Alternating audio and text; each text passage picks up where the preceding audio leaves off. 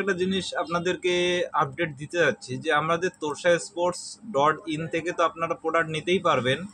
তাতে একটা good news, আমাদের মেশোতে আমরা অনবোর্ডিং করেছি, আমাদের মার্চেন্ট অনবোর্ডিং আমরা করেছি মাত্র 2 দিন হলো। 2 দিনে আমাদের মেশোর যে অ্যাকাউন্ট আছে সেখানে আমরা 4খানা অর্ডার পেয়ে গেছি।